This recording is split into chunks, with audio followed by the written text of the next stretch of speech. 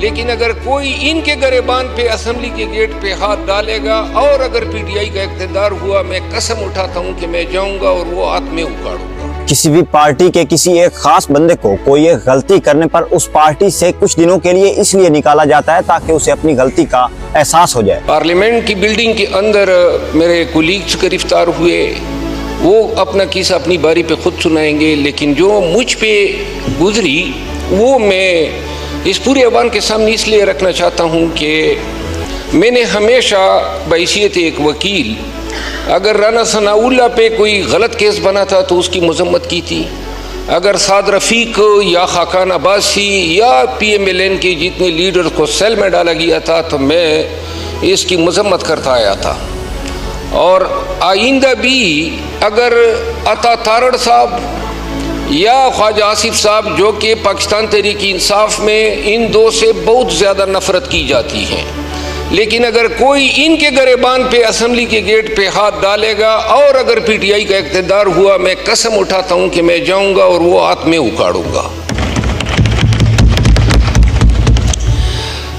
मोहतरम स्पीकर साहब, हुआ ये कि मैं असेंबली के इजलास से बाहर निकला तो बाहर पुलिस की नफरी कड़ी थी, SHO को एसआर थे, सेक्रेटेरिएट थे, दीगर SHOs थे और मेरी तरफ आगे आए। मैंने असेंबली हॉल में 15 मिनट तक शेर अफजल मरवत अपने लिए और अपनी पार्टी के लिए लड़ते रहे। इस्लामाबाद हाई कोर्ट तो पीटीआई का होम ग्राउंड लग रहा था। अब तो जज साहिब ने भी इजाजत दे दिया है कि शेर अफजल मरवत को कोई भी इदारा बगैर इजाजत के गिरफ्तार नहीं कर सकता। हमारा तो हमेशा से ही गवर्नमेंट से ये शिकवा रहा है कि रात के अंधेरे में कानून साजी नहीं की जाती। कानून साजी का आइन के मुताबिक भी एक वक्त मुकर्रर किया जाता है। बैरिस्टर गौहर ने भी मीडिया के सामने सारे राज खोल दी। शेर अफजल मरवत ने आखिरकार खुद को दुरुस्त साबित कर दी। सलामती और खुशियों की दुआओं के साथ मैं हूं तबस्सुम संघा और आपको अपने चैनल वतन टुडे में खुश आमदीद कहता हूं। नाजरीन, शेर अफजल मरवत जिन्होंने असेंबली हॉल में तकरीबन 15 मिनट तक अपने लिए और अपनी पार्टी के लिए लड़ा, गुफ्तगू की, बातचीत की, उन्होंने बताया अपने हाल के बारे में, अपनी पार्टी के हाल के बारे में कि हमारे साथ क्या किया जा रहा है। तो उस पर आज समाअत हुई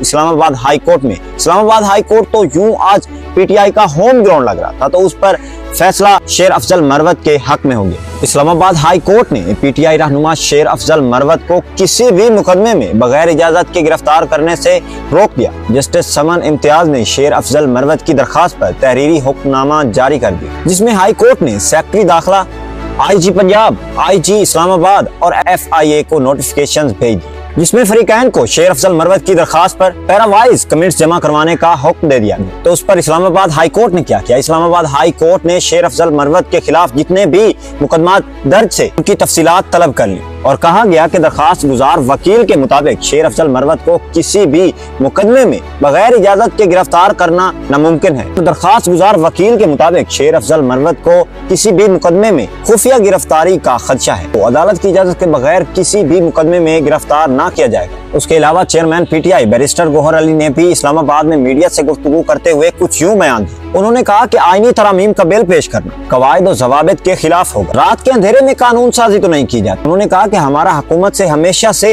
ये शिकवा रहा है कि रात के अंधेरे में कानून साजी नहीं करती। जो कानून साजी करनी है उसका एक तरीका कार अपनाएं। आइन में दर्ज है कि कानून साजी किस तरह होगी। कानून और रूल्स ऑफ बिजनेस को देखा जाएगा। उन्होंने कहा कि असेंबली में जब प्राइवेट मेंबर बिल आता है तो पहले कमेटी में आता है, 1 माह पहले उसकी इजाजत ली जाती है और फिर उसका मामला एजेंडे पर आता है। और इस किस्म के हुकूमती बिल पहले वजारत के जरिए काबीना में जाते। काबीना में अगर मंजूरी हो जाए तो फिर वजीर आज़म के दस्तखत होते हैं और दस्तखत होने के बाद मामला आगे बढ़ता है। रूल्स ऑफ बिजनेस तो 16 और 27 के मुताबिक है कि वजारत कानून और पार्लिमानी अमूर से आगे बढ़ाए। तो उस पर बैरिस्टर गौहर ने कहा कि यहाँ पर क्या किया जाता है? यहाँ पर तो काबीना की मंजूरी और वजीर आज़म के दस्तखत से पहले ही काम शुरू कर दिया जाता है, मगर यहाँ तो ना काबीना का इजलास हुआ और ना ही मंजूरी के इजलास में कोई भी ऐसा बिल पेश करें। ऐसा होता है तो वो कवायद और जवाबित के खिलाफ है। ये आपने देख लिया बैरिस्टर गौहर अली का बयान। और उसके अलावा शेर अफजल मरवत को जो रिलीफ दिया गया है और उन्हें कहा गया है कि उन्हें किसी भी वक्त गिरफ्तार होने से बचाने के लिए अदालत ने ये हुक्म दे दिया है कि उन्हें बगैर इजाजत से गिरफ्तार